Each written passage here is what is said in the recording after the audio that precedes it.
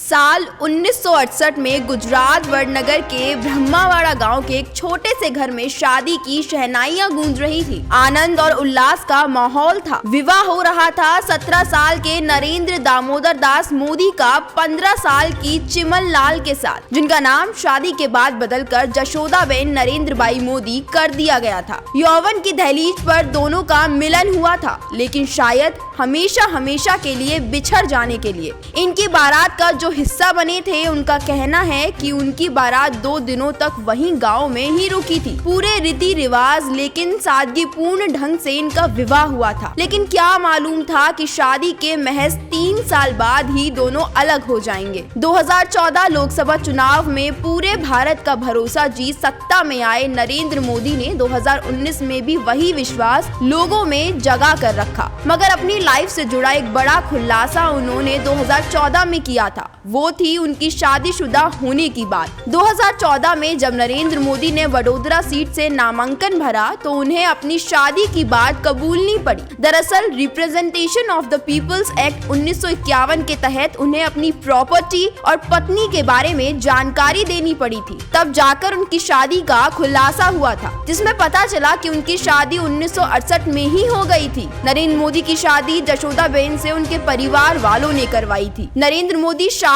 नहीं करना चाहते थे, लेकिन फैमिली प्रेशर के कारण उन्हें शादी करनी पड़ी। इसके बाद वो 3 साल अपनी पत्नी के साथ रहे, लेकिन फिर एक दिन जो वो घर से निकले तो दोबारा लौट कर नहीं आए। अब सवाल यही है कि आखिर क्यों मोदी ने अपनी शादी की बात को एक राज बनाकर रखा। पहले तो ये जान ले कि नरेंद्र मोदी ने अपनी शादीशुदा होने की बात करीब 50 साल तक छिपा कर रखी। इसके पीछे की वजह उन्होंने खुद बताई थी। उन्होंने कहा था कि चूंकि वो अकेले हैं, इसलिए वो किसी तरह का भ्रष्टाचार नहीं कर सकते। इससे पहले उन्होंने अपनी बायोग्राफी में बताया था कि वो अकेलेपन को एंजॉय करते हैं। वैसे तो लंबे समय तक गुजरात के सीएम रहे नरेंद्र मोदी के शादीशुदा होने की बात कई बार सामने आती थी। 2009 में भी कुछ लोगों ने शक के आधार पर जशोदाबेन चिमन लाल मोदी का इंटरव्यू लेने की कोशिश की थी, लेकिन उस समय जशोदाबेन ने खुलकर इस बारे में बात नहीं की। नरेंद्र मोदी के पीएम बन जाने के बाद जशोदाबेन ने कहा था कि उन्हें पत्नी का दर्जा ना मिल पाने को लेकर कोई मलाल नहीं है, ये उनकी किस्मत थी। जशोदाबेन ने कभी दूसरी शादी नहीं की। स्कूल में पढ़ाते हुए भी वो रिटायर हुई और आज अपने भाई के साथ रह रही हैं। खैर, जशोदाबेन को भी कहाँ पता था कि यौवन की दहलीज पर दोनों का मिलन हमेशा के लिए बिछड़ जाने के लिए हुआ था। इस वीडियो में बस इतना ही। वीडियो पसंद आई हो तो लाइक और शेयर करें और चैनल को सब्सक्राइब करना बिल्कुल ना भूलें।